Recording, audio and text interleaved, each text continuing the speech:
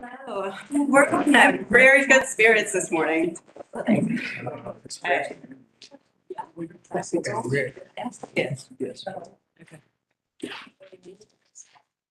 Well, good morning. That's fine. Okay, making sure the streaming's working. Good morning, everyone. Thanks for being here. I'm Alejandra Calva. I'm the Community Impact Administrator over at HCP. And we're here today to hear from our advisors, HRNA advisors. They're going to walk us through what they've been working on for our affordable housing investment strategy. But before we get to that, we do have a couple of really quick items specifically for GIG. We have to approve our minutes from the last meeting. I don't know how much y'all actually read through them. I have a couple copies, but that would be kind of the first order of business. And then Solomon, I believe, is going to walk us through the 2023 GIG point process and remind us all about what that is, if we have forgotten. And then we'll pass it over to HRNA advisors. So a reminder, this meeting is streaming and will be recorded for posterity. So just heads up about that, and that'll be it. Right? Yes, Rick. Before we get started, I want to take a second and introduce the new CEO of the Athens Housing Authority, effective yesterday. That's Connie Stoninger. And just want you to say hi to Connie. She's joining me here today.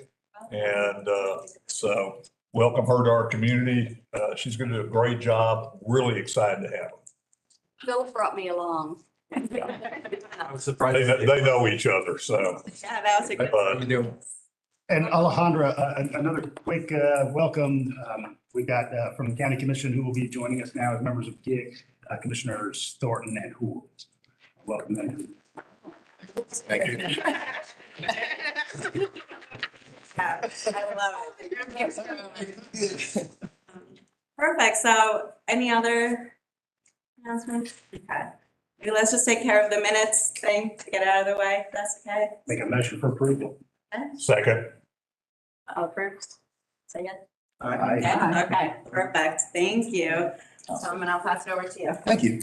All right, so it is the time of year that we get the GIG point letter out there to the community. So in the past, in 2020, we awarded this the GIG point, which is actually 2 points now, to Columbia Brookside. In 2021, we awarded it to Athens Land Trust on a unit that they were working on at the time.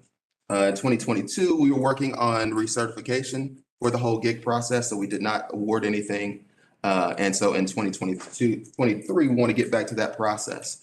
And so basically what the process is we would put out a GIG point letter to the community, to potential developers as soon as tomorrow. We get that out, have those conversations, and then have a due date for them to get that back to the GIG committee by, I think what we were looking at is March 10th, right? So we get that in. We would need to have a subcommittee meeting sometime after that to go through the applications that came in, and then get that information back to the entity that we chose so that they could get their application together by May 19th for DCA's deadline. So we're going to send all this information in an email, so you won't have to remember it, but that's the process. That's what we're going to go for. You're going to see that information on our website tomorrow. And keep moving forward there. Any questions about that process? So are we looking for the GIG members? If, let's say we get multiple applications, is there a ranking? Yes, there is. And actually that will be in the GIG letter itself. There'll be attached to it a scoring rubric that everyone will be able to see and see up front. So. And it's all based on what we approved previously. So you're just Correct. putting it. Okay. Correct. The rubric hasn't changed. No, nothing has changed except the dates and the names attached. Yeah. Again, and this is all for low income tax credits. That's correct. And I guess we did receive some information from Andrew. I know Jesse and I did. So for us to just be caught up, is the information that you're sharing now in the information that we received from Andrew? Not the full detail. It sounds like Solomon's gonna send out an email with the stuff on our website, and so that'll have more detail about the specific process. Yeah, so what you guys will get, you'll get the actual letter. You'll have a timeline for this process and actually a timeline for proposed dates that we could actually start back meeting regularly. I think I just heard this process is all about the tax credit. That's correct. I'm sorry. Yeah, I didn't do that earlier. Good. All right. Thank you, guys. Thank you, Solomon. Mhm. All right, so if there's no other questions on that, I'll pass it over to Vidikar from Ash from HR and Advisors. And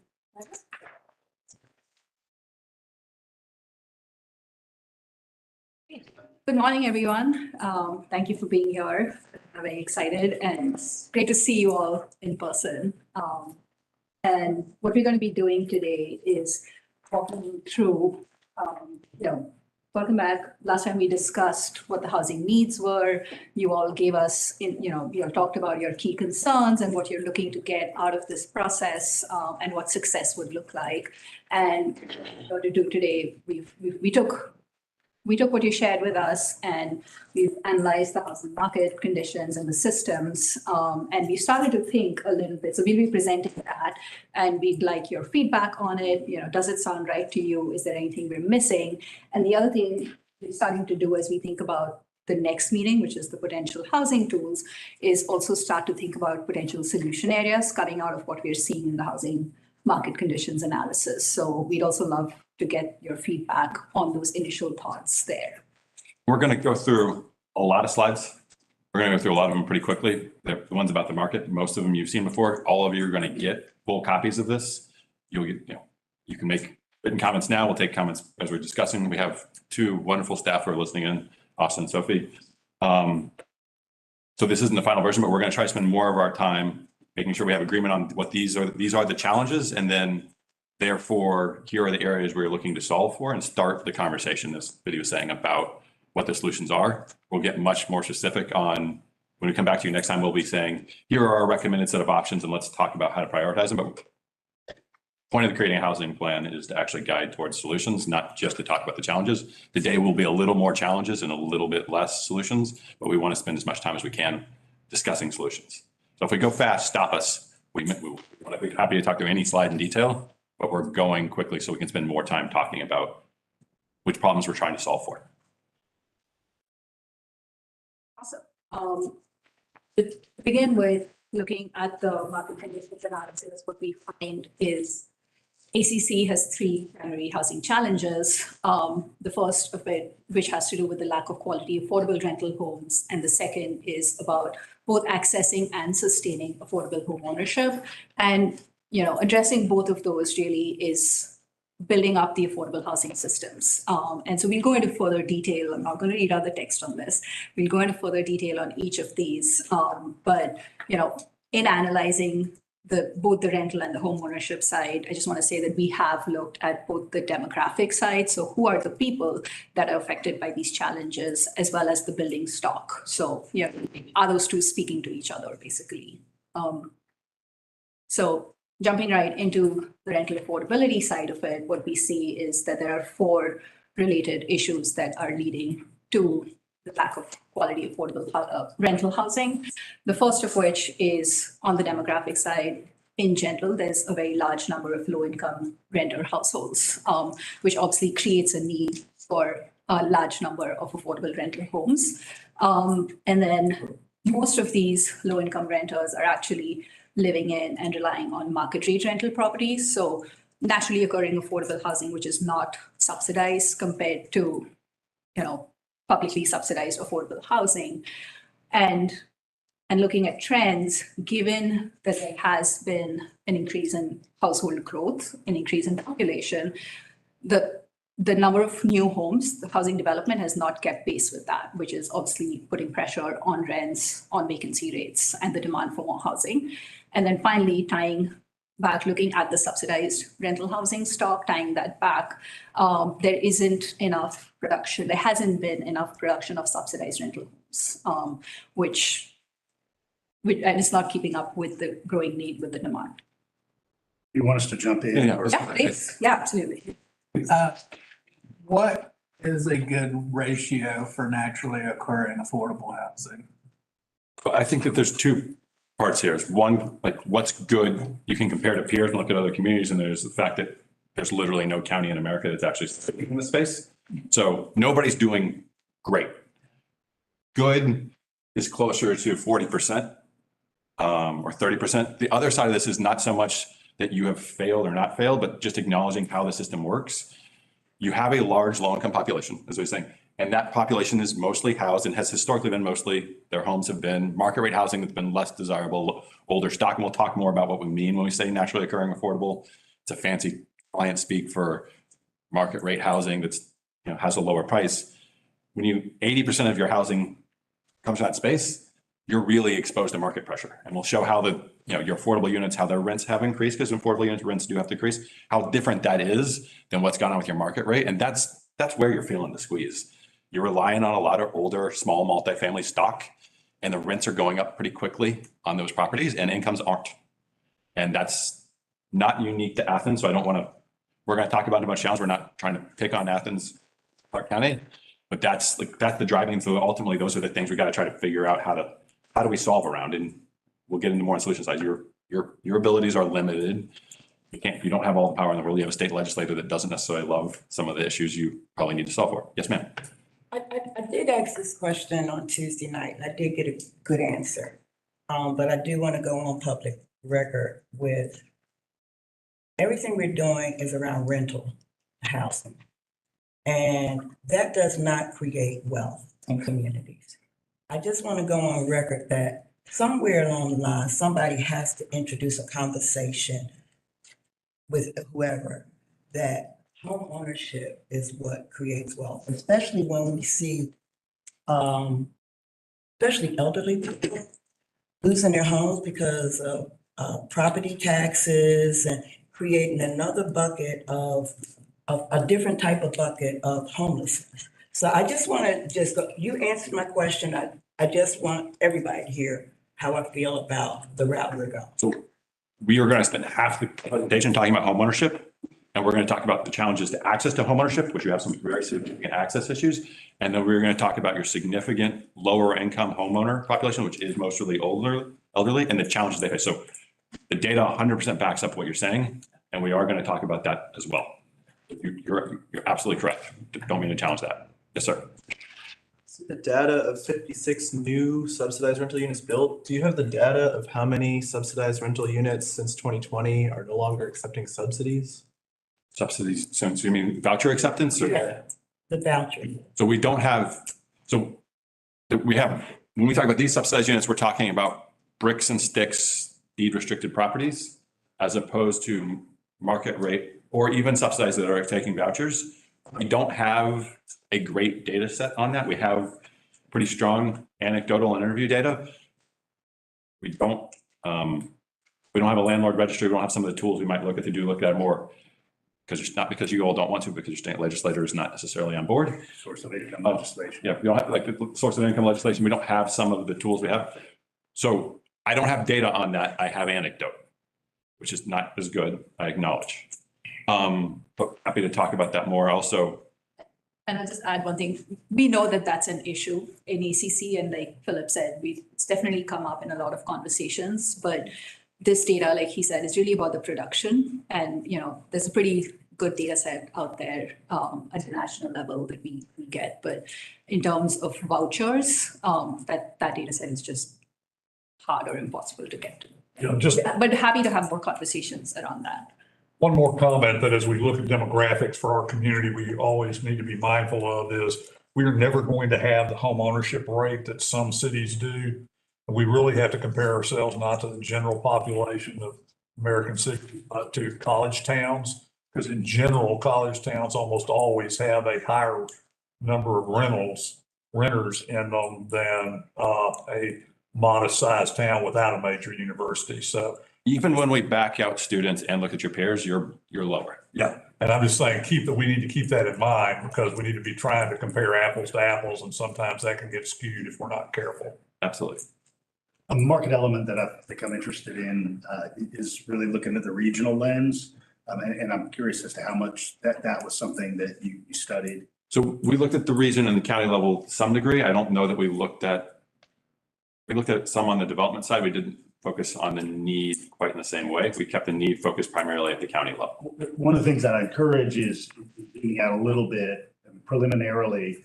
It appears that we've kept much closer to parity internal to Clarke County with, say, job growth and unit growth. But if you look at some of our neighbors, they've grown dramatically in terms of employment, but not so much in terms of new units. And so, that data That puts pressure. would put pressure on us. So we're becoming this sort of regional housing provider. So I think that's a reasonable focus for your study. Sure, yeah, absolutely. And that is kind of where I was heading with Kelly. I know we compete with the university, but we're on the borderline of Jackson County, Madison County, Oglethorpe County. So I understand our data will not be comparison to other cities that do not have a university, but there's opportunity, I guess, for home ownership. That's where I was kind of headed. Yeah, I mean, just one little anecdotal example, right? You got a Costco that just opened in Oconee County. How many housing units are affordable for somebody that's working at that Costco in Oconee County? And although I don't have the numbers off the top of my head, both of your points, one thing that we do know is all of the neighboring counties over the last, I think, 5 to 10 years have built a lot, and have built a lot more single family housing, so housing for home ownership compared to Athens-Clarke County. Kind of related to that, I mean, again, this is just from what I hear. People are having to leave Clarke County. So it's not that people coming here and finding houses, but people who are particularly low income minorities to get to home ownership, they're going to, I heard, like Madison. Yeah. So we've pulled some of the data, and you won't see it in here, about displacement or migration trends and where there are patterns on it. Because of the census way we use the census data, there's limits to how much we can see it. So we didn't put it in here because the data wasn't as clear as we liked, not because we don't think it's there, or because we're not hearing about it. For a variety of reasons, it's hard for us to pull that out sometimes. But definitely that matches with part of what we're going to talk about on the homeownership side, where there's both a price challenge and frankly a move-in stock challenge. So you're squeezed on both sides there. I don't want to give away what we're going to talk on the homeownership, but there's a couple of challenges layered together. I don't think the regional point we've looked at, but we can look at more. I don't think a lot of what we're saying is going to be a shock to you all. I think some of the numbers will be helpful. And then again, talk about solutions, but we should go to the next slide. Keep interrupting, it's not interrupting, keep contributing. Interrupting is not the right way to say that. I'm glad we're talking. I mean, it only works if it makes sense. All right, so speaking to the first point about low incomes, in about a high proportion of low income households and then renter households in Athens-Clarke County, 16,000 households, almost 37% of the total population earns less than $35,000. And that's backing out students. And that's backing out, that's excluding students. So this is about 16,000 households. If you add students, it's another 6,000-ish households. And when we compare it with the state, again, the county data here excludes students and the state data includes students. That's just because of the way the data set is. Again, despite that, there's still a pretty big difference, 37% versus 29% in terms of low income households. And then obviously, if you include students in the county bars, that would be even higher. When you say low income here, are you saying 50%? So lower income. So because the census data doesn't line up with AMI, we're using 35 as our cutoff for this conversation. It's not relevant to AMI. Okay. There's at the back of the deck, there is AMI charts. Okay. Area median income for those who don't love housing speak. It's one of the things we lovely housers like to use to make things opaque and confusing. But we're using 35 as a proxy, which isn't perfect, but works for here. Fair question. Thank you. And 35,000 is approximately 60% AMI. That's Austin. you, Austin. Thank you, Austin. Thanks, Austin. Oh, for goodness. I can't see you. You can't see, but you kind of scared people here. But. In a good way. Yeah, good way. And then, so when we start to look at that income distribution by tenure, what we find is almost 3/4 of those low-income households earning less than 35K are renters. So I think that's about 11,300 households compared to homeowners. And we start to look into, what does this mean in terms of affordability for the renters, right? And that's when we look at cost burden and residual income. And what we're really trying to figure out is, because the rent eats first, how much residual income, how much money does a household have left over to spend on other necessities?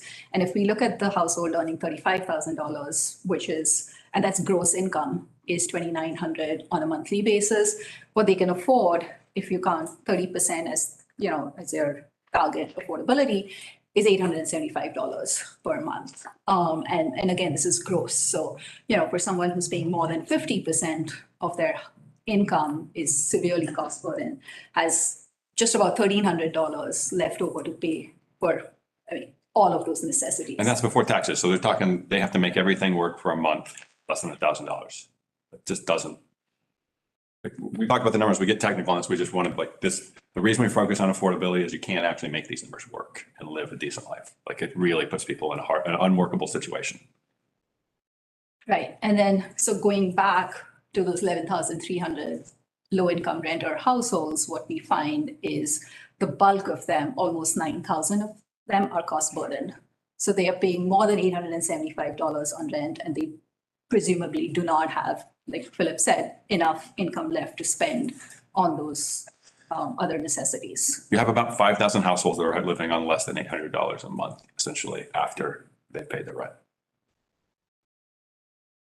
And then we started digging deeper into, I think we had a brief discussion on this. We started digging a little bit deeper into who are these households. And when we look at it by type of household, it's a lot of senior households, it's a lot of single parent households, a lot of single person households as well. The bulk of these cost burdened households.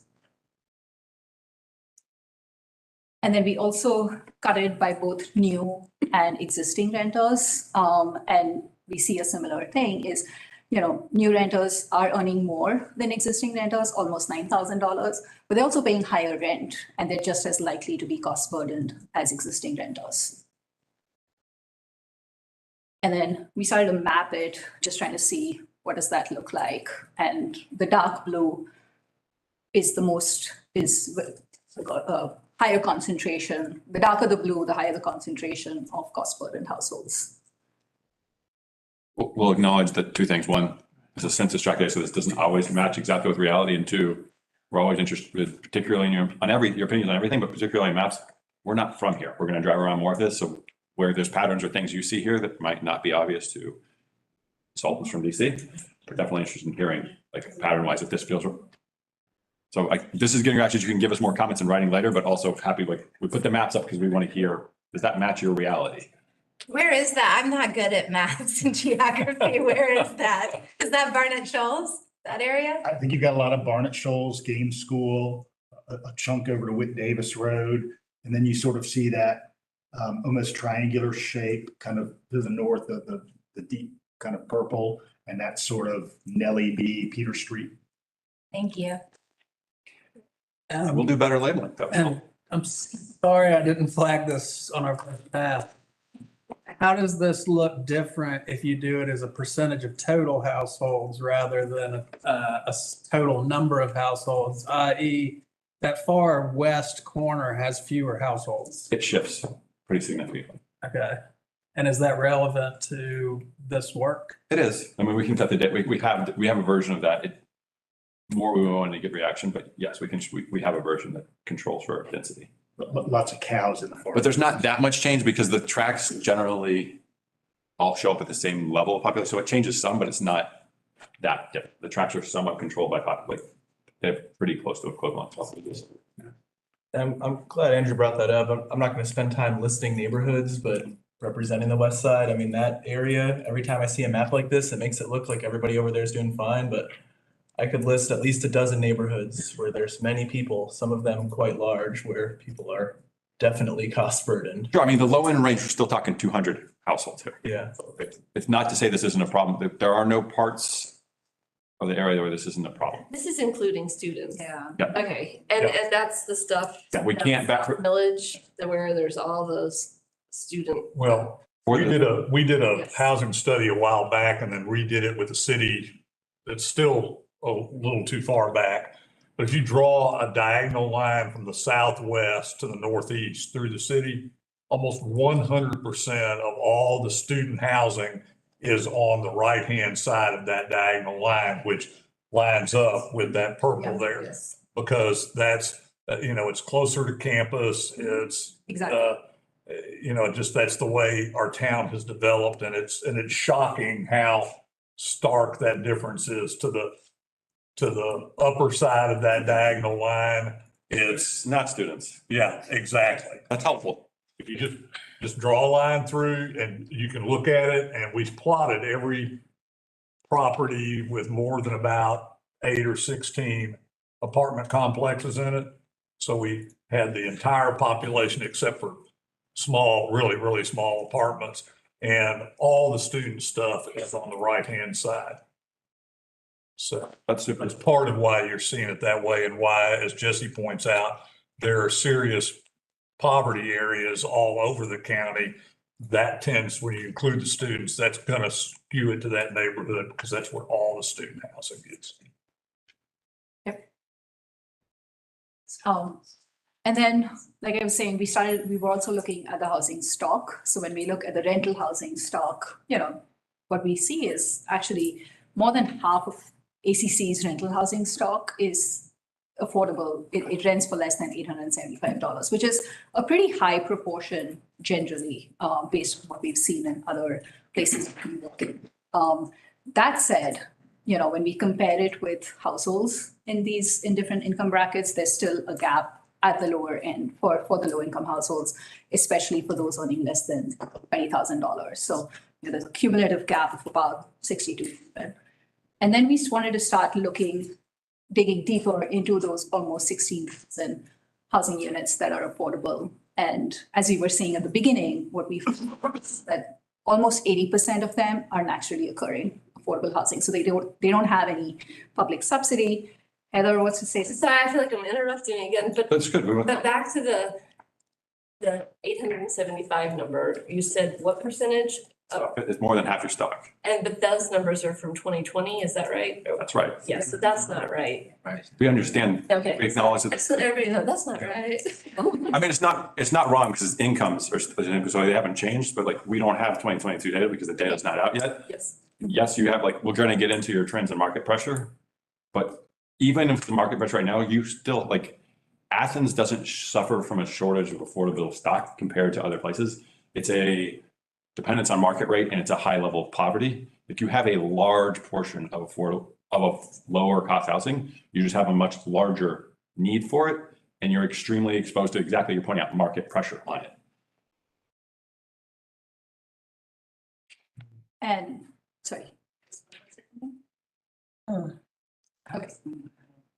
So almost 80% of that affordable housing stock is naturally occurring, with just about 20% subsidized either through LIHTC or public housing or other local, state, and federal subsidies. Help me understand, and I guess I'll go ahead.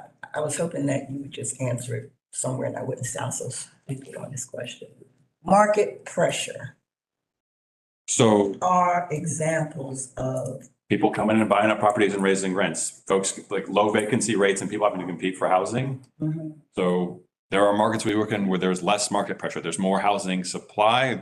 Demand is greater than, whether we like it or not, our housing market is generally a free market economy, which means those who have more money get the housing and those who have less money don't, regardless of need or consideration, anything else.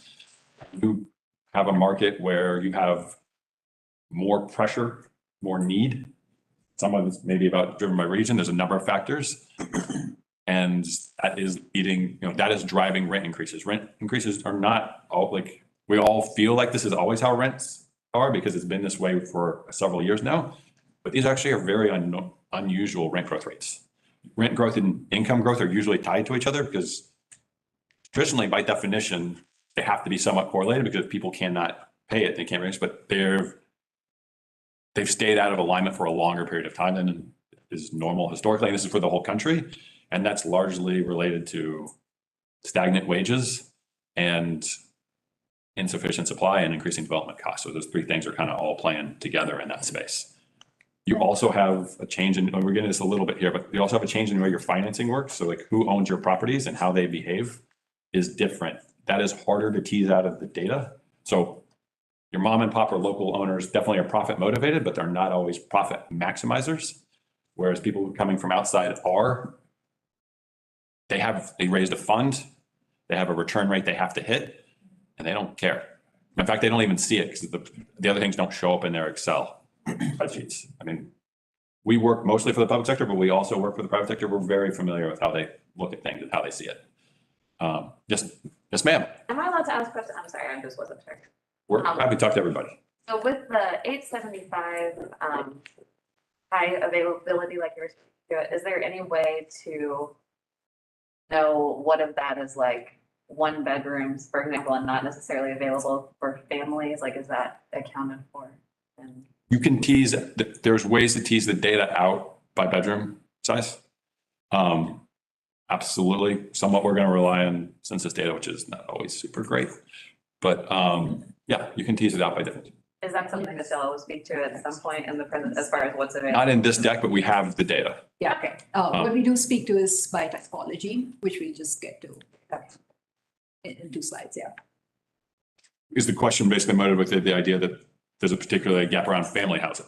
Yeah, I know there's a lot of like one bedrooms that are about $800, but that's just not really, yeah, for families. And that's partially what we showed earlier, who is cost burden. That's like, we're seeing like it's your families and we're actually seeing your families and your single parent households and your families are the most cost burden. And that's, we can talk about that more. So just going back to what you were saying, we started digging a little bit more into this naturally occurring affordable housing stock, and we were seeing typologies, age, all of that. And when we look at age, what we find is that it's primarily older housing stock, which was built in the 4 decades, starting from the 1960s. And, actually of those units that are renting for $875 a month, 3/4 of them were built in this time period. So it is older stock. And then when we start to look at the typologies, what we find is almost 50% of that is small scale multifamily units, because that was allowed to be built back in that time. And then again, just starting to map it out and seeing where it's located.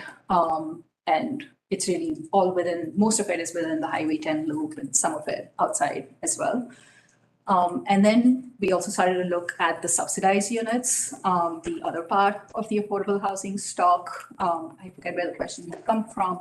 I think Jesse, you had brought it up, and so these are the programs that are covered under those 2,800 units, and really just looking. And this it includes just the project-based vouchers, but not the housing, the portable vouchers here. And what we see here, there's a pretty high number of public housing units and a pretty low number of LIHTC units, which is, I think, kind of the opposite of what we see in a lot of other places. Not that you're not using LIHTC on some of your public housing units, but the skew to, which often other places we're arguing for more public housing or more deeper subsidy, and not that we won't argue for that here, because frankly we will. But it's different that there's less tax credit housing here. That speaks. Probably, we've heard some of this in our own analysis, the larger state policy as much as anything. But it's interesting, for us, it's an interesting thing to see. And then looking at the trajectory of affordable housing, subsidized housing production, you're seeing Columbia, Brookside represented here in the 2014 through 2018, but not much housing being built in the last few years. And of course, knowing that there'll be more coming down the pike over the next few years with the Not Downtown Athens project as well. But, it it kind of ebbs and flows, basically, the production of subsidized housing.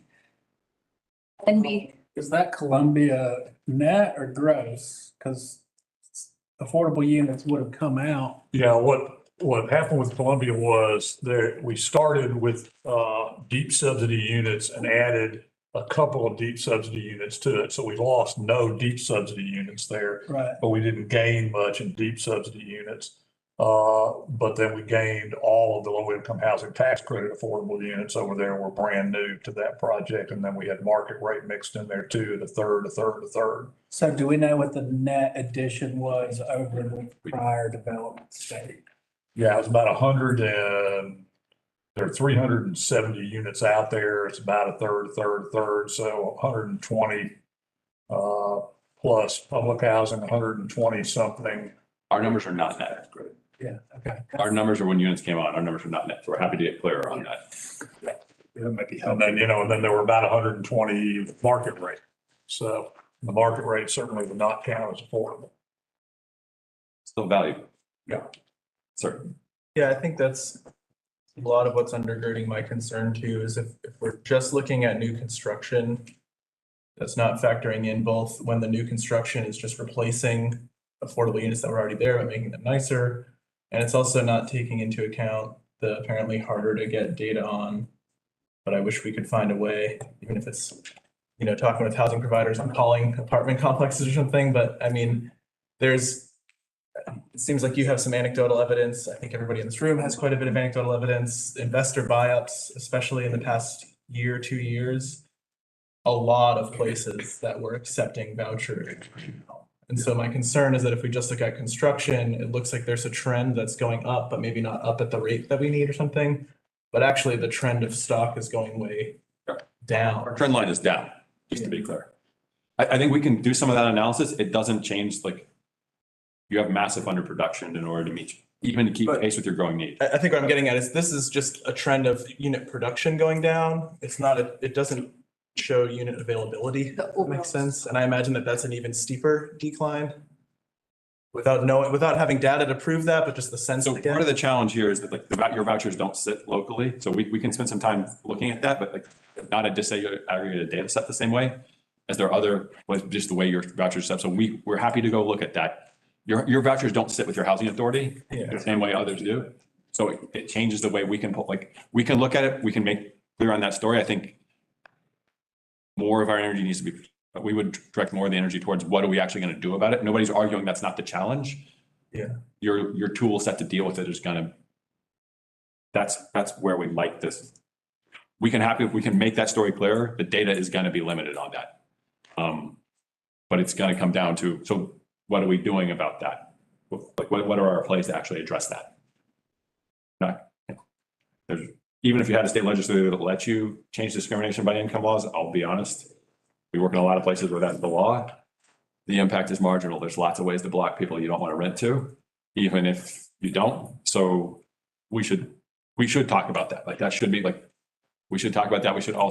We can try to get data on what happens when that happens. Is not just that those vouchers don't go away, that those don't get used, that those housing doesn't occur. It's where it concentrates your poverty. It's just where people have to live. So it's both your number of units and where people are having to move and where they can live and what that means for their lives and their ability to get to work, their ability to be in a community with people they know. Yeah, let's be very clear and honest here. Okay. There's no new public housing being built in America anywhere unless you have some unused units under your fair cloth limit, which dates back to the 1960s of what's the total number of units that you have. So if you're taking some down, you can rebuild, but basically there's no new public housing. There's a limited number of Section 8 housing choice vouchers that are awarded each year, but it's tiny for the country. Mainly that number is relatively stagnant as well. So in terms of deep subsidy units in the United States of America, that number is not increasing significantly at all. The number of deep subsidy units in America is pretty well flat and has been pretty well flat for years. There's little tiny bits of growth, but not much at all. I mean, the data is hasn't up in my lifetime. So trying to deal with deep subsidy needs is going to be very problematic because you either have to do so with state money or you have to do so with local money. We're the primary driver of new affordable housing construction in America is the low-income housing tax credit. And that number is about to get lower as well, because as inflation skyrockets and the total amount of tax credits allowed by the IRS stays the same, you'll be able to build fewer and fewer units each year. And so the biggest thing we ought to all be lobbying for is that Congress would raise the per capita low-income housing tax credit pass through for the United States to keep up with construction, where we can at least keep flat with construction of affordable. But developing new affordable units and getting the subsidy to do those is going to be, is just a problem in the US right now. It's not just here, it's all across America. Everything you said is 100% accurate. When we lay out the needs at deeper, I mean, we showed you that mostly the need is at the deeper levels of affordability. So if we come back to you with solutions that don't talk about the need at that level, one, we're not going to do that. But if we do, like, call us out on it, because the data is really clear about where the need is at. Now, that's different from the homeownership need, and I want to be clear, but like, don't ever mean to obscure that. But if we're not giving you options on the solution in that space, and voucher absorption is part of, like, that's my technical speak for people accepting vouchers, is absolutely part of the game. And so don't want to. The thing I want us to understand is, even if everybody accepted vouchers, there are only so many of them in the United States of America, and each state and each locale only has so many. And it's it's not going to. It's 1/4 of the eligible population is served in the United States of America. I don't know what it is for here, but 1 out of every 4 people who are income eligible and need it, get it. And it's about 75% of the people, and that's been true for about 30 years now, of eligibility have federal government subsidies that will help them, and 3/4 fall through the safety net. So if you're looking at a safety net that only catches 1/4 of the people, maybe it's time to stop looking at a safety net and look at how do we grow a ladder that moves people up and through the system. We're going to move quickly because we want to talk about homeownership and systems. We can stay here longer. You all have other things I'm sure to do. Yeah, so it's just the last 3 slides in this section, and then so I'm going to go through that. I think you were talking about market pressures, so we started looking at some of that. And first thing we looked at was vacancy rates, and in general, except for the 2014 through 2018 period, when the vacancy rates kind of fell below what is considered healthy, which is about 5 to 6%. The market, you can see the market responded pretty quickly to that. But in general, what we've seen last is the number of households increased at 3x the rate of the number of new homes that were developed. And of course, this doesn't talk about the price point at which the homes are being rented out, the new construction is being rented out at, but go ahead. Yeah, the market got tight. You added a bunch of housing, but you added a bunch of housing at the top of the market. That's how new construction works. And so when we say market pressure, this is what we're like, you had slack in your housing market, and it's disappeared over the last decade.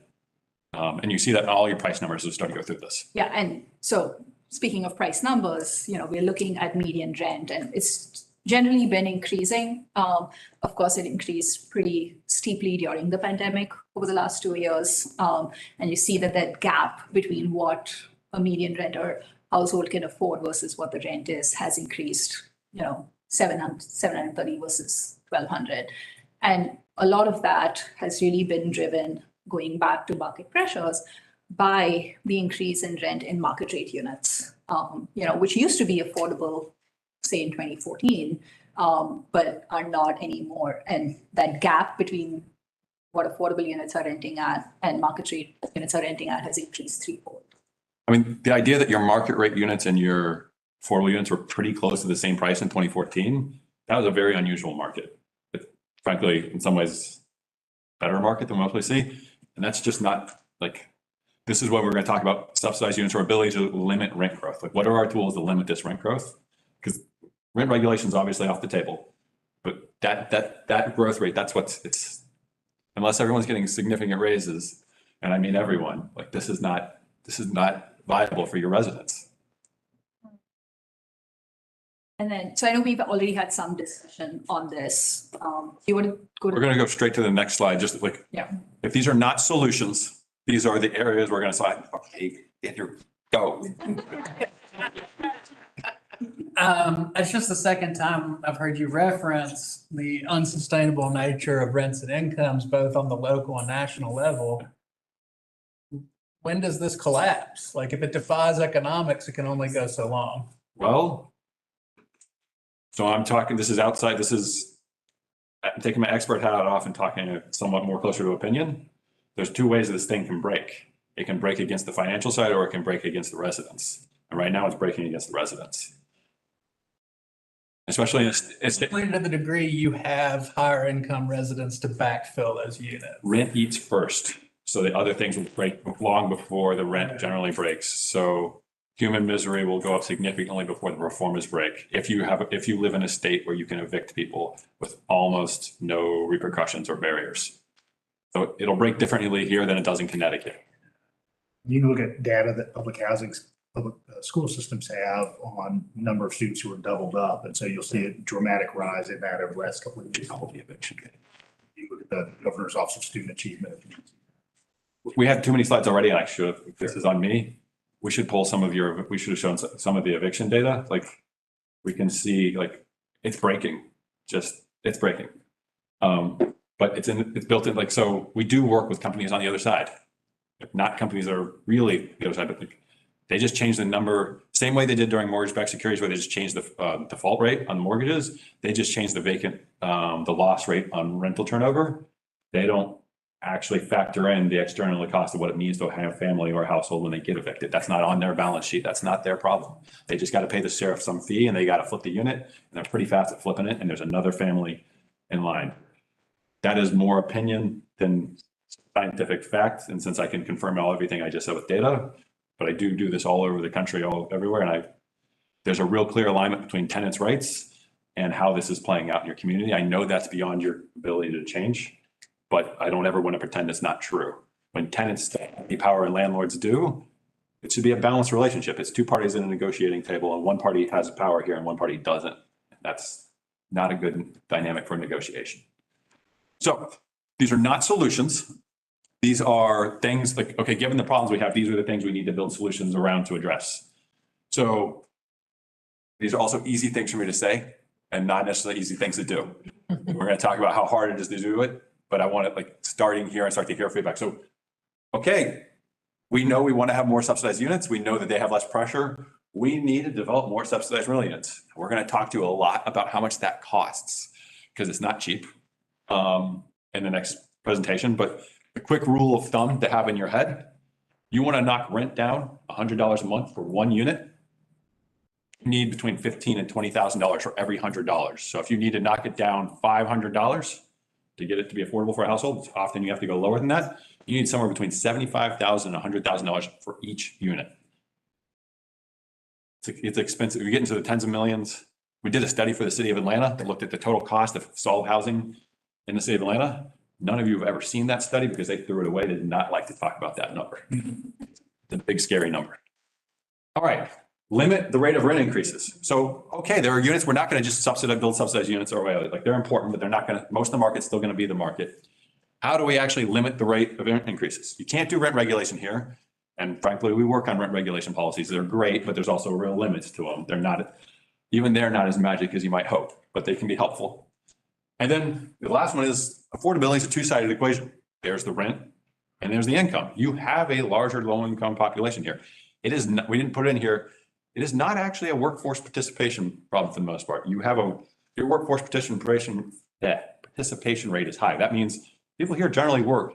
Even when you take out the students, people here generally work. It's not a not working problem. We have that in some places. I'm sure there is a segment of the population, but it is not generally a not working problem. There are pieces there. I don't want to oversimplify, but it's not a bunch of people hanging out. It's people not earning a whole lot of money. Real quick, that ratio for every $100 of rent, it was how many thousands? Between 50 and 20,000, depending on interest rates. And is that over what timeline? That guy buys you about 30 to 40 years, and that's grant money. That money's never, ever coming back.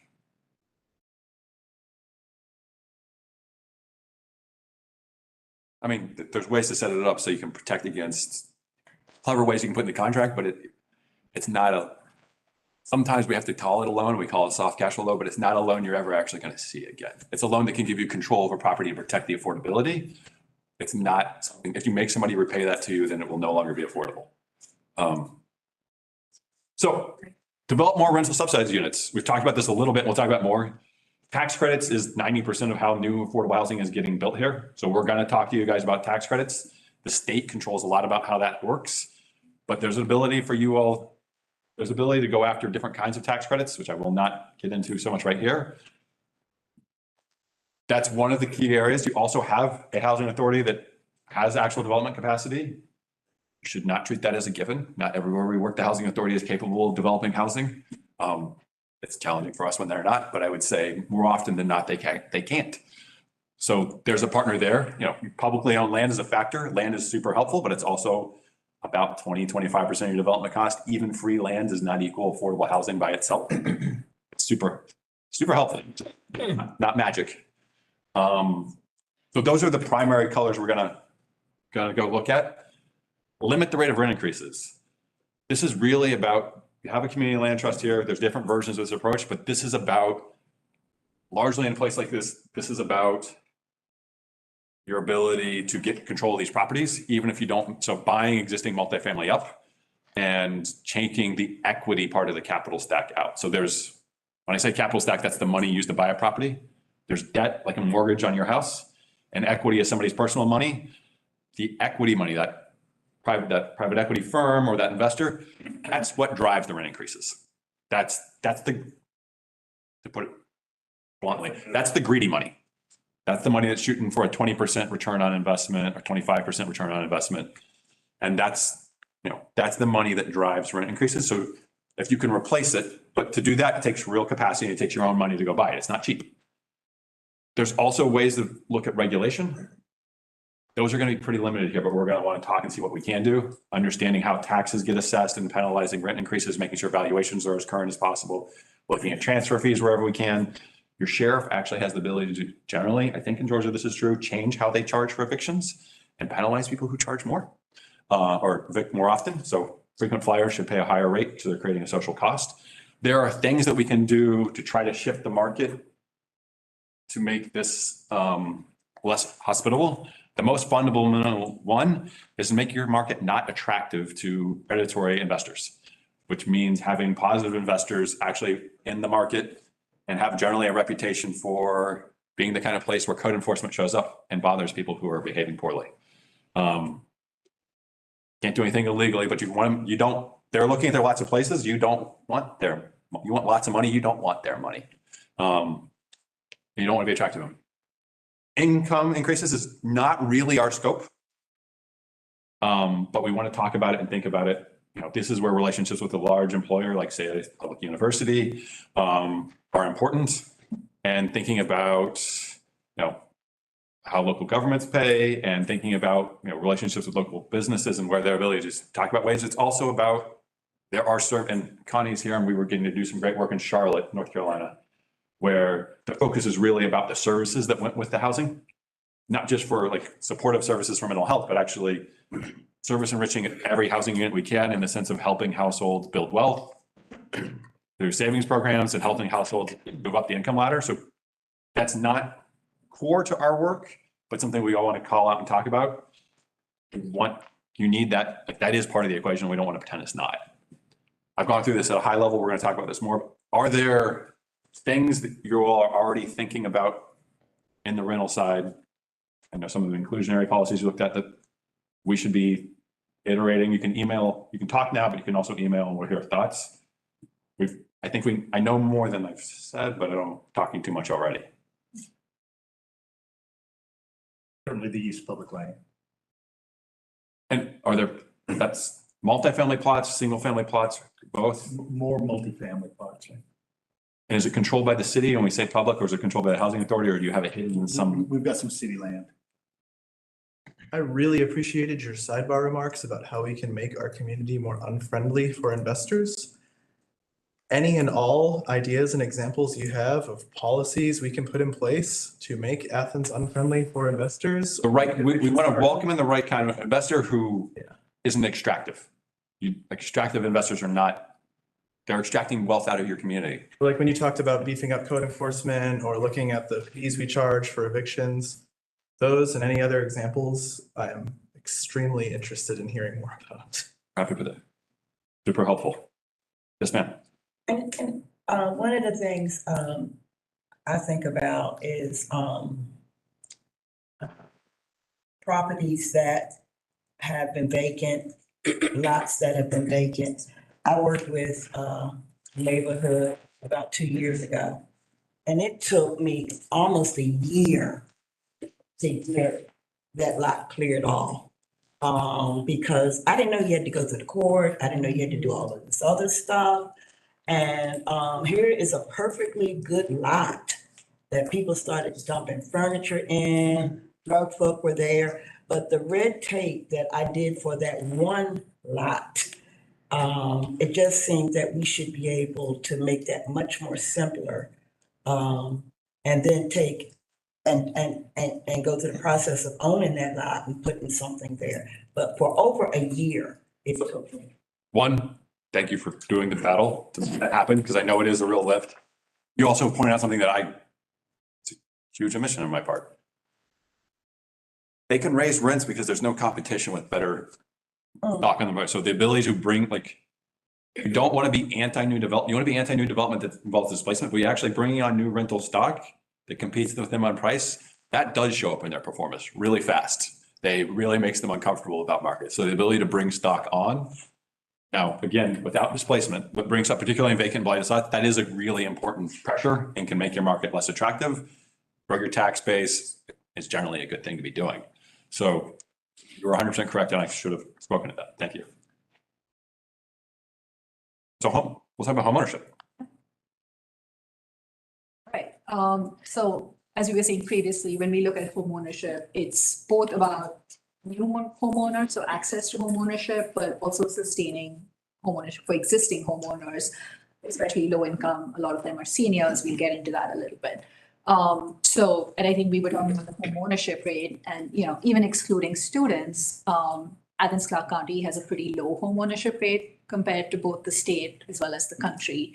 And then when we start to look at some of the factors that are hindering access to homeownership for new homeowners, we do find that inequitable access to mortgages, especially for households of color, for Black households, is one key reason there. On the supply side, what we find is, again, similar to the rental housing stock, a lot of the owner-occupied housing stock is older single-family homes built, starting from the 50s and 60s onwards. And then going to your point, a lot looking at the existing homeowners, a lot of them are 33% of them earn less than $50,000. So there is a pretty large proportion of low-income homeowners, and that are vulnerable to rising costs, rising property taxes, things like that. Starting with the homeownership rate, 46% of homeowners in Athens-Clarke County compared to about 64% in both Georgia and the US. It's far lower. And although ACC has, from 2015, has been adding homeowners, as you can see, just not adding as many as you're adding renters. And part of it, I think, Rick, you were saying it's a university town, and that's bound to happen. And then we start looking a little bit at who's driving. So if there's 3,100 new homeowners, who are they? And when we start to look at them by age, what we're seeing is it's mostly older homeowners, so homeowners older than 45. And you'll see this later, there's been a decrease in homeownership for younger households. And then when we start to look at it by income, what we're seeing is it's mostly higher income households. So households earning more than $75,000 driving the increase in homeowners. And then looking at home prices, traditionally up until 2020, Athens-Clarke County has been a fairly affordable market, but it's really, given the sharp rise in both prices as well as interest rates over the last few years, is really what's led to that huge gap between what is actually affordable to what is the median, the actual home sales price in the market. And this is a place where our data, keeping up with how fast things are moving, has been a challenge for us. Interest rates have moved almost entirely in the wrong direction. And then getting into mortgage denials, you're controlling for income and race. And no matter what income category you look at, Black households are being denied mortgages at a much higher rate than white households, other races. And the primary reason for that is credit, or the lack of credit history. Almost 1.5 times that the reason for denial for white households. But it's not, and we always disaggregate on income when we do this. This is not an income. This is not an ability to pay the mortgage. This is other issues with the way mortgages are being originated. And so if you go back, there are significant portion of the population that should be accessing homeownership if the mortgage system worked better. And that wouldn't shift, completely convert your homeowner rate, but would shift your homeowner rate, would shift the ability to invest in housing stock, and frankly, take some of the people's ability to move over to homeownership, takes some of that pressure out of the rental market and actually starts to shift that rental market some. So the fact that folks are locked into rental who frankly can't afford ownership. Now, maybe they choose not to, but that's fine, but that's not, I don't think that's the majority of the challenges. The fact that folks are locked on actually contributes to some of the challenges on the rental side. Is there no way to make discrimination legal claims against? So there's a Fair Housing Act, the Home Mortgage Disclosure Act, the HMDA data is actually, designed to do that. It frankly came out of a study for redlining in Atlanta. This has been going on, this has been documented, or this is what I studied in grad school and was old when I was in grad school studying it. There's a lot of ways, there's a lot here about what's going on and what the challenges are. So I don't want to say there's going to be a quick, easy solution, but to not address this is going to miss a key point in your market. And I think putting pressure on some of your banking partners. So there are fair housing advocacy groups we can happy to put you in touch with, and we do some of the data analysis on this. We're happy to help support with this analysis. There is ability to apply pressure on some of your lending partners to be a good partner in this space. And there are ways you can make mortgages that will work just fine if you set them up right. Yes, ma'am. I always struggle about when we put pressure, but invite them into partnership. Thank you. And we have and we have the Community Reinvestment Act that we could use as a tool to have these conversations with bankers, and then we could apply pressure.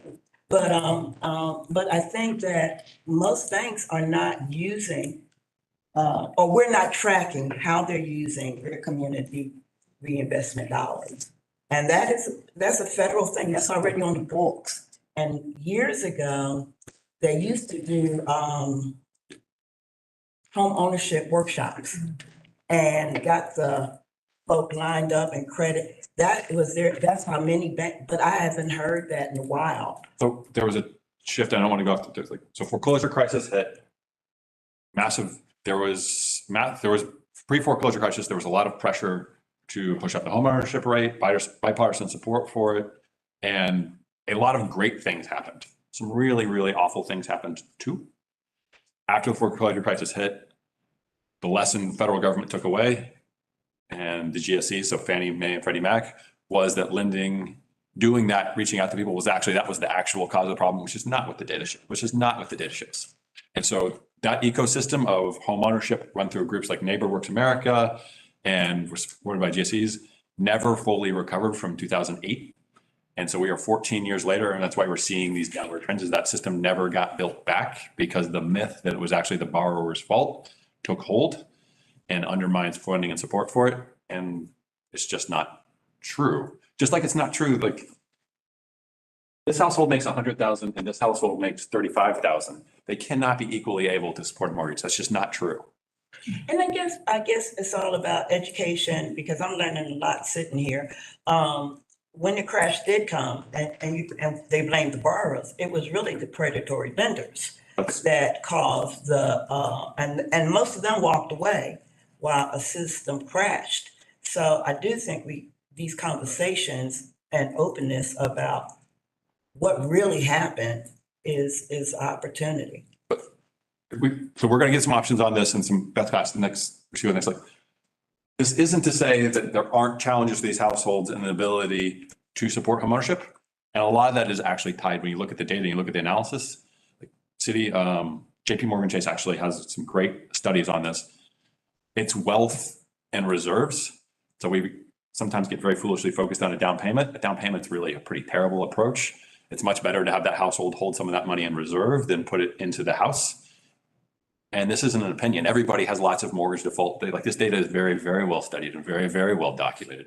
Having somebody have 3% down and 5% in reserve is far more effective than having them pay 10% down on the house in a risk of default. So there are credit counseling things that can be done in financial capacity and making changes to how the mortgage product works, which are going to be hard to do at the scale of a city the size Athens. Those are very hard reaches. So we have to figure out who are the partners who would work with us in that space. It is not an easy thing to do. Banks are big and they move at scale.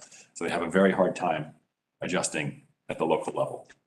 Even when they want to, we're giving them some credit, even when they want to, it is hard for them to do it. Okay, so getting into typologies, like I was saying previously, looking at the owner occupied housing units, again, mostly single family, but they're mostly older. It's mostly older housing stock, built from the 1950s onwards, and really looking at the 2010 through 2019 in the last decade, which is such a steep drop from just the decade prior to that, was just 600 single family homes. So again, I think that's going back to your point about just not enough opportunities. And then trying to map that out and seeing where are these older owner occupied homes, the ones older than 30 years or more. And, pretty much all over, a lot around the boundary, and they somewhat start to overlap with those homes that have low median home values. So the lighter blue on the map on the right. And then looking at existing homeowners, again, what we find is almost a third of households are homeowner households are low income, earning less than $50,000. And then again, we start to look at, a little bit more into where's the cost burden? And I think like about half of them making less than $50,000 are cost burden. So again, going back to your point, is they cannot afford to make their housing payments. They don't have enough left over for other necessities. They're also struggling to maintain the home and do upgrades so they can age in place. And then we started to dig a little bit deeper into who are these households. And then we look at it by race, and it's primarily Black and Latinx households. When we look at it by households, it's a lot of parent households, a lot of single person, some senior households as well. And then we started to look into some trends. So going back to the point I was making previously, when we look at home ownership by age, it really has decreased significantly. Since 2010, it has decreased for younger homeowners pretty significantly. And that's the foreclosure crisis wiping out a group of homeowners, and then it never got built back. That's people getting foreclosed on, and then it just never recovers. And then looking specifically at senior homeowners, again, almost 50% of them are making less than $50,000. So again, it's the same point. And, senior households, so you don't really necessarily have a steady income. And, the minute there's a sudden, pipe burst or something, you're strapped in terms of being able to fix that. So yeah, do you want to just go to solution areas? Solution areas. So I think first one, access to mortgage financing equitable. We talked about this, we've probably gotten into this to some degree. You have down payment assistance programs. How do we adjust those? How do we partner with banks to create mortgage products that actually fit the needs? How do we make sure we're giving folks the financial counseling and supporting them and encouraging them in homeownership, both in accessing homeownership and frankly, after they become homeowners and sustaining it? So I talked about how reserves are more important than actual down payment. Some of that can be reserves for individual households. Some of that can actually be old reserves. So I'm not a giant fan of private mortgage insurance. It's actually only protects the lender. You can set up mortgage insurance so that it actually helps the household and also reduces default. All the challenges we're going to change here are going to really, the obstacle here is going to be scale. You all are a small market And the partners you're talking with are in huge giant systems. And so how we get them to hear us and how we get them to work with. So we're going to come back to you with questions about who are our community land, like who are our credit unions or local banks that can be more flexible and can see us at this scale. We have good contacts at JP Morgan Chase and Bank of America, and they are really well intentioned. But even if we had them 100% on board, they literally cannot change their system to do the things we need them to do most of the time. Then increasing the supply of move-in ready homes. We know that some of the organizations here actually do, build housing with public subsidy. We're also going to talk a fair amount. I know people generally don't love flippers. We think flippers are a valuable part of your ecosystem for housing, and we actually need them to some degree. The question is making sure they're not displacing folks and harming. We need more move-in ready stock to be brought to market, and we need to actually shift and focus a little bit what they're bringing, like try to steer them towards the family size housing and the other types of housing we want to see. It's really about managing displacement and encouraging them, and to some degree encouraging and supporting them. You need more move-in ready stock. We also need to understand from you all, we're housers. We tend to seem very housing focused. People pick a house, they move into it. It's not just the building, it's a basket of goods. So it's access to schools and safety and other factors.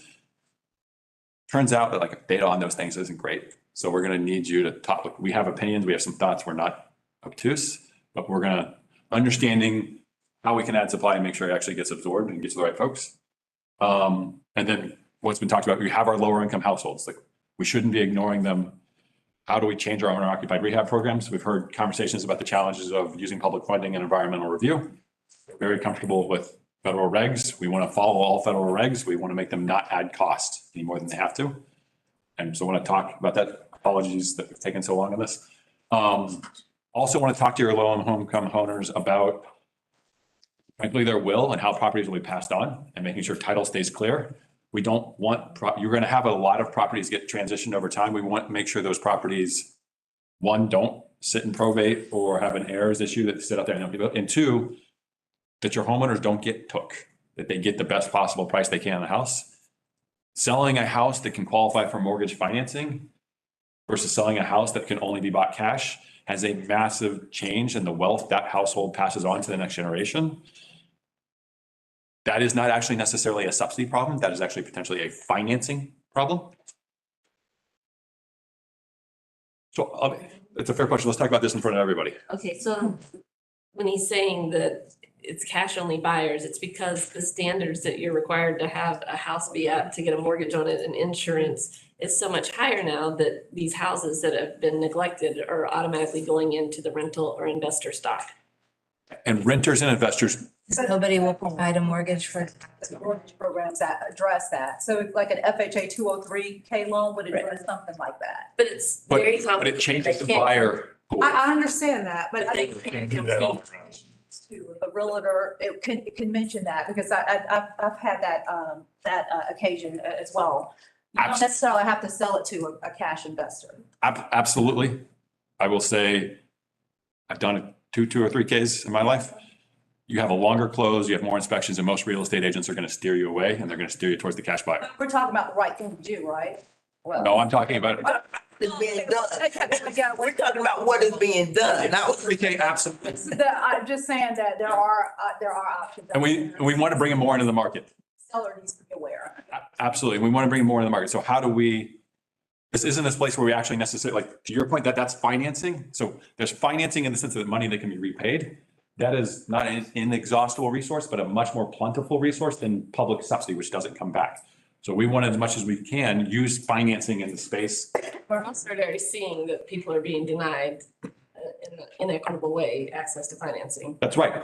The financing is like the ability for that to get money to repair their house is just as important as the money for buying houses, because it changes. In America, whether you like it or not, the number one asset for people is their home. That's right. The value of that home drives the ability to pass wealth for that household to age and to the next generation. And the fact, like both the issues of the way appraisals work and the limiting yourself to cash buyers pay less money significantly, 30-40% lower prices. So if you're limited to a cash market, you're getting a home at a much better price. And cash buyers, not all evil people, but they are also the people who knock on the door and say, sign this paper now and I'll give you $50,000 on a house that's worth 200. And the house doesn't necessarily know because they bought that property 40 years ago and $50,000 was a lot and they anchored to the wrong number. And so this is partially what we want to do on supporting loan ownership. And in general, we're going to talk to you about, you're going to have very little public subsidy. You just don't have that much. So where can we pull in financing and how do we do that? Who are our partners to do it? Did I hear you correctly before that you have, Sorry.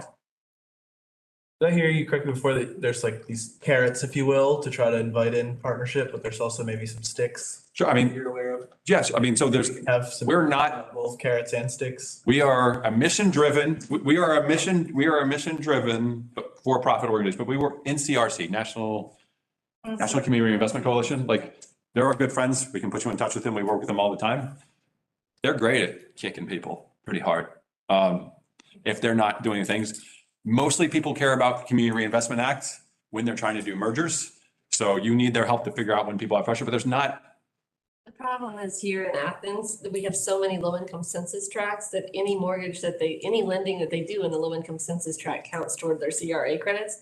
So they're not necessarily targeting low-income clients. It's just that the money is going into low-income neighborhoods. So there's Make sense? two ways you can qualify. If you were in a census tract where it's The upper income units and the lower income. That's right. If you do it in a census tract that has 80%, majority of the residents make less than 80% of their area median income, that counts. Or if you serve somebody less than 80% AMI, because you have a high poverty rate, which is what we talked about, there's not that much, like, we're going to need, like, you're going to want the local banks and the local credit unions. You're going to want somebody has some tie here and wants to do it right. And they're going to need some public partnership. They're going to need support from you. They're not going to be able to 100% do it on their side. But Detroit did some really interesting stuff because they were a national priority and they got a bunch of philanthropic support. But there are ways to do it. Scale and partnership are going to be your obstacle. Like, they are. It's hard. It takes even little banks are bureaucratic. That's how banks work. We should talk more about systems because we're kind of talking about systems already. Yeah. Okay, I'm going to go through these really quickly because I think most of it, obviously, but generally, like we were saying previously, that, when we're talking about, and the discussion has gone in that direction already, is when we're talking about, tackling the affordable rental housing challenges or the home ownership challenges, it's really about building the systems that underlie both of those. And, ACC in general has, there's a number of you around the table here, partners that work together to build and manage affordable housing.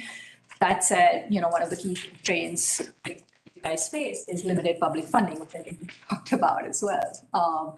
And the other is also just the location of ACC and not having the ability to have strong regional players necessarily to tap into. Which obviously is why, whether it's for Columbia Brookside or not downtown Athens, large projects like that, there has been a history in recent times of partnering with outside organizations to augment that capacity, bring in financing, all of that. And all of this is really underpinned by a very strong commitment to advocacy for affordable housing. We'll get into that later. And again, like I said, this is stuff you guys already know, and we just want to get to the solution areas and start talking more about that. But we were just trying to lay out, okay, who are all of these different players that are working together, on the government side, on the nonprofits, mission-oriented side, as well as for-profits. The idea here was it's not a comprehensive list. There's obviously more players, but it was just to start to get a sense of that. And then digging a little bit deeper into what does local government do? What can local government do? And it's really it's two parts. One is setting the regulatory environment, whether it's about land use, zoning, development review. And of course, a lot of that is constrained or enabled by state law as well, recognizing that. And then the other piece is deploying public funds. So whether that's annual allocations or one-time funds, things like that. And not just for housing, but for other infrastructure and public amenities as well. And then, again, won't go into detail, but, even with the limited amount of funding that ACC gets all of the partners around this table and also not around this table are running all of these programs, whether it's to address affordable rental housing, home ownership. We talked about repair and rehabilitation, as well as counseling, and, both for tenants and homeowners. And you're doing all of this with about $1.7 million per year. So remember that comment I said about $20,000 to knock rent down, 20,000? There's two challenges here. One, it's nowhere near enough money. Two, from DC, love the federal government. Our programs are crazy expensive to do because we have a lot of rules that were very well intentioned and extremely difficult to implement at scale and not probably well suited for the city of Athens or Clarke County. We do that with love and respect. I am sorry. You have some one-time money that's come in and you've used it. We're going to make recommendations about how to have more dedicated ongoing funding for affordable housing. There is no magic solution here. There's some federal money we can go after. We'll talk about the Inflation Reduction Act. There's real opportunity there, but there's going to have to be a local commitment to funding. And that means a fee or a tax or a reallocation. There's ways to do that. We're going to spend a fair amount of time talking about what the options are and what the trade-offs are and what the scale we can actually get to is, and then where you would actually want to spend that. There are ways to spend that have fiscal benefits that actually help pay for themselves. But in general, the thing I said earlier, I meant when you invest in affordable housing, the money for the most part does not ever come back. It's about quality of life and human suffering and other things that don't always show up in Excel spreadsheets. So I'll talk about that. We'll talk about this more, but this is, we care a lot about the ecosystem and the system of the partnerships, both for-profit and nonprofit, that make these things happen. And these are, if you think about this from an this is the nutrients that drive the size of your ecosystem. And this needs to be more than large. It needs to be steady, planned, and your for-profit and nonprofit partners who are going to execute a lot of these things in partnership with you are essentially still businesses. They have to plan around it. They have to set up systems. They have to set up hire staff. They have to have processes. And so the scale and the stability of how that works now doesn't mean you shouldn't push those partners to deliver and push them to be efficient, because you should. And sometimes that can be an issue. But the scale and stability of that will drive the health of your ecosystem and whether you actually produce things or we just hire consultants and pay us to talk to you about that, which we're happy to do, but less happy if nothing happens. And so we'll talk about that at scale. We'll explain what these different funding sources are. I know these acronyms don't mean something to everyone here, but the short is federal money, you have too little of it. It's got a bunch of regs. It's really hard to use. Your one-time money is federal and local. One time doesn't solve problems for an ongoing crisis. I'm just going to go forward to the solution area slide because again, you got advocates, you got development, you are building things. We don't always get the impression there's not things happening here. There is capacity. You do have a system. So expand and sustain funding. I just got into my little spiel about that. It's a sustain as much as sometimes we may have to do one-time bonds. We're not against that, but one-time bonds should be with 5-year spending plans. You don't want cloud bursts of money. It's not how do you do things. Mission-driven affordable housing capacity. You have some capacity here and it's okay to partner. We are not saying partnership is bad, but the more that capacity sits within your community, the more you're actually able to capture and keep fees, and the more the stewardship and ownership of that property stays local. That is a good thing. I know it's not that far to drive to Atlanta, but you're not Hampton Roads or some other communities where you have a bunch of local governments we can try to pull together into a regional effect. You have a giant gravity center, which is Atlanta, which we love Atlanta, but is in some ways harmful to you for a bunch of reasons, both because it sucks up resources and you're a tertiary market for them, not a primary focus. And that's a challenge. We also appreciate that this is actually a priority, that people are coming here, staying engaged, going over time. You have a strong advocacy community. Our report will be out of date the day it's published because the market moves pretty quickly. We're going to talk to you about how to keep data current and how you keep momentum, sustain the focus on affordability. Whatever plan we put forward, it's got to have stewards. It's got to have real goals to measure and be clear about. And if you're going to have to change it, your plan will be out of date and probably wrong, in the sense that there'll be things we'll miss because the market moves pretty quickly. Not that it's not a worthwhile exercise, but plans are static and the world is not. So this is somewhere where we need your help. understanding it. And there's a tension between public sector's got to make decisions about priorities and work with its partners, and the partners also have their own interests. That's not a bad tension, but we should always acknowledge it and talk about how we're going to set up our procurement and selection processes and how we can be clear about what our public policy priorities are. There's a lot of things to solve here. You're not going to solve all the problems we talked about. You're going to have to say, you know what, homeownership is the thing we're going to focus on in these neighborhoods, or this portion of the rental gap is the thing. If we come up with a plan that has 20 goals, you will do 0 things. We're going to need 2 or 3 that are your absolute top priorities. Not that we don't want to do the other things over time. And those things have got to be in alignment with your priorities, your capacity, and your funding. And that's priorities, capacity, and funding is going to be the heart of the conversation next time we meet. Here are the things you can do. And this is an amazing thing. And frankly, you are not King County, Washington State. You cannot do this yet, but let's talk about what it is and how you might get there. Not in a negative note, but with limitations. I talked a whole bunch really quickly.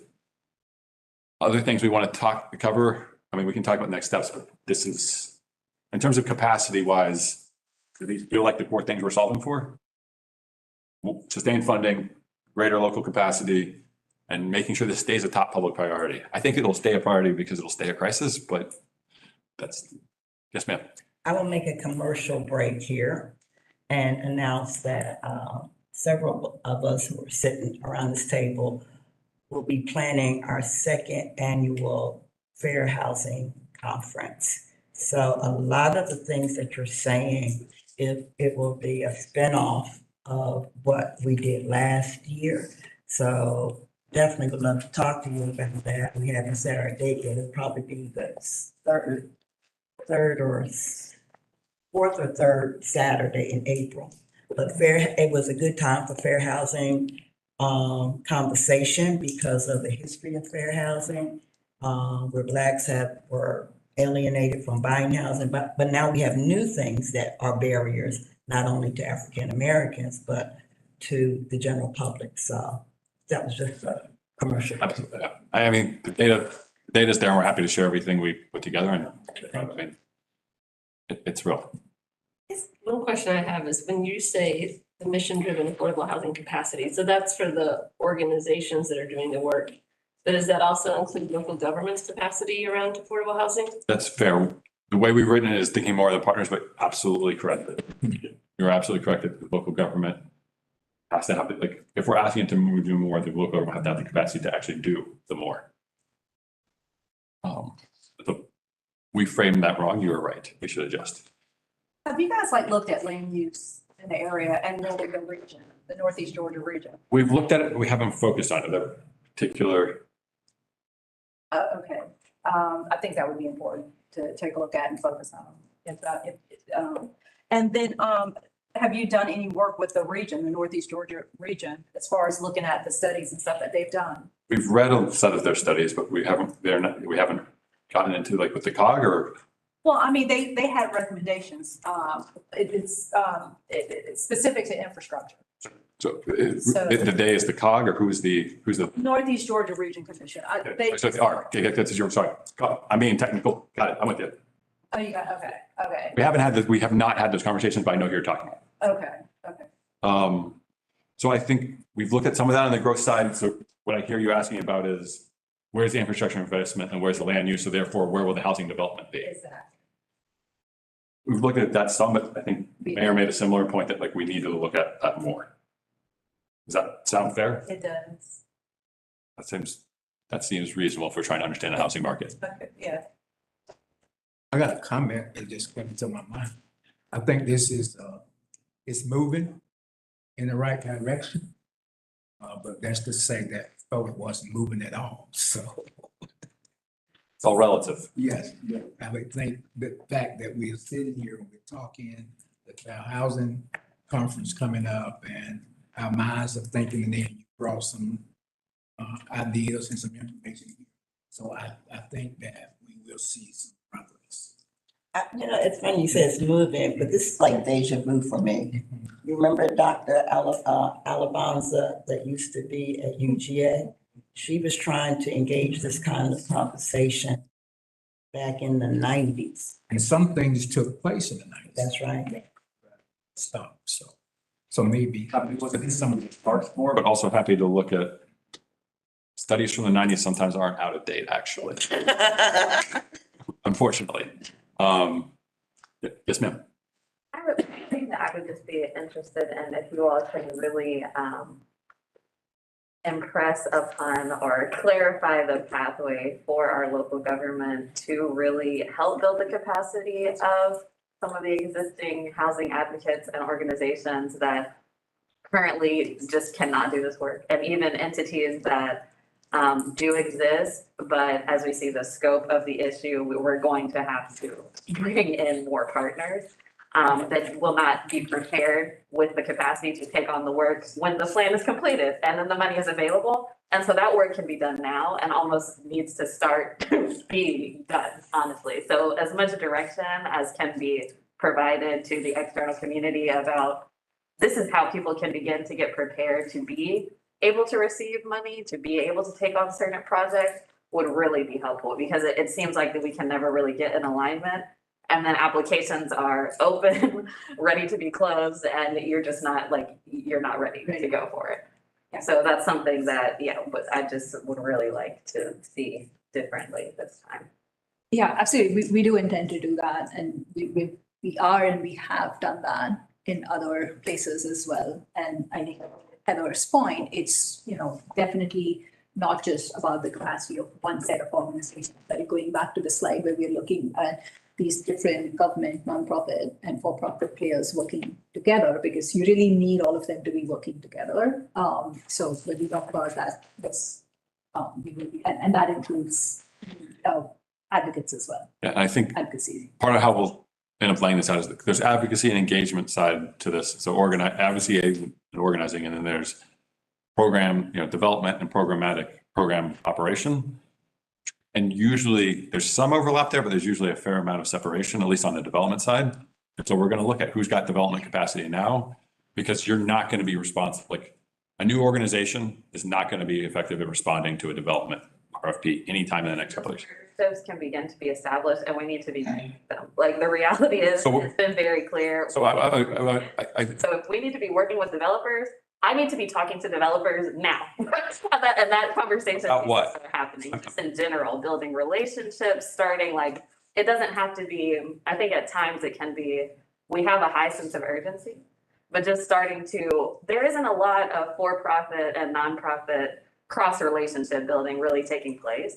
And so if that's something that we need to be working on, I think it would help for people to really be orienting in that way. Because a lot of our advocates really are not even thinking that they need to be trying to move towards development. But the scope of the issue is that we need more units. And so maybe more people do need to be thinking about actual development, construction. Who do you know? What partnerships can be made? And just getting more creative about, where are some expansions and capacity potentially going to emerge in the near future? So I guess part of what I was trying to talk about is where are the different areas of capacity side are going to fit? So where there's going to be capacity side for development. There's also going to be capacity side for reaching out to do owner occupied rehab. So there's a real range to the what people were asking to talk about. Just having conversations without being clear about what the doing part is going to be is, we need to be clear on what we're talking about doing so that those conversations have substance to them. Otherwise, I think they struggle. That makes sense. And also I think some of this is we know that the deep subsidy units, really, we need more of those. And so some of our primary target areas, I think we kind of have a solid sense about, though this data is extremely helpful to really see the scope of the issue. But yeah, it's just for me, I think there's a lot of people that are not thinking in this capacity, but are very passionate about the issue that really should be thinking about, okay, what does it look like to actually get involved in a real estate component of this? Things that are just not understood to be even able to participate in these conversations effectively when they know the people that are being most directly impacted and really are just best suited to be able to help make those connections. So going back to, there's a slide earlier where I talked about funding. One of the, we're going to push on additional funding. I've made negative comments about federal restrictions. But there's another side of that is when you create local money, you do get to create local requirements and restrictions about who the partners are involved, about the income side they're targeting. So often where we have effect, so Pittsburgh's a good example. So they have a housing opportunity fund, it's $10 million a year. Pittsburgh's obviously a larger city. Advocates really led the creation of that fund, and then we're able to be at the table and drive a lot of the conversation about the development side because they put the political pressure, invited partners in to get that funding set aside, and in that process wrote most of the rules about how that money would get spent, who would get served, where it would get built, and how that had to work. That's usually a place, they're starting the conversation about, okay, we're going to be clear with you all about the need for more money and options for spending it. Then hearing back from the community, advocates included, about which priorities exactly, because you're going to have more needs and priorities. And then, great, we agree that we're going to build home ownership units. Well, we have some opinions about like where those home ownership units get built and how we select who's going to live in those home ownership units. And frankly, how much that's about wealth building versus access to home ownership. Looking at you, community land trust.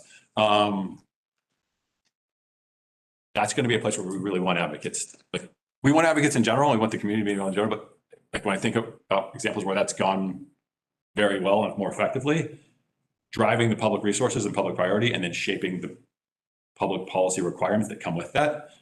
That drives the partnerships, that drives what gets built, that drives how it gets built. And I think we're really on the same page. My thing that I'm really trying to communicate is I think there's a major capacity gap. Like in a lot of ways, these organizations with the affordable housing capacity, it seems like those kind of are the same. The Land Trust, the Housing Authority, those entities are the same from whatever plans were developed in the 90s to now, and maybe we need more of those things. I'm arguing you don't. You don't have enough. So you have 1.7, you don't have enough to support existing organizations. You should focus more on setting requirements or partnership with the existing organizations and not building new organizations and fracturing your system. That's going to be my recommendation. And I just want to acknowledge that we are over time. We can continue this conversation, but if anyone needs to get up and leave, you're welcome to. Just want to acknowledge. I'm just going to say one thing on the issue of capacity, because I think it's important to understand. You can't take a really tiny organization with 1 or 2 staff people and build the capacity where you can do a $60 million development overnight. I mean, you can't do it. And even the Housing Authority, when we started to look at doing very high-tech bond issuances, we have several MBAs and several CPAs on staff. We still went out and hired the consultant help that we needed to build our capacity to make sure that the first deals that we did were highly successful and done right. So sometimes you build the capacity by training the existing staff, and sometimes you build the capacity by buying it or renting it until you have done a few deals. DCA has an interesting rule. You cannot do a tax credit deal unless you have already done a tax credit deal.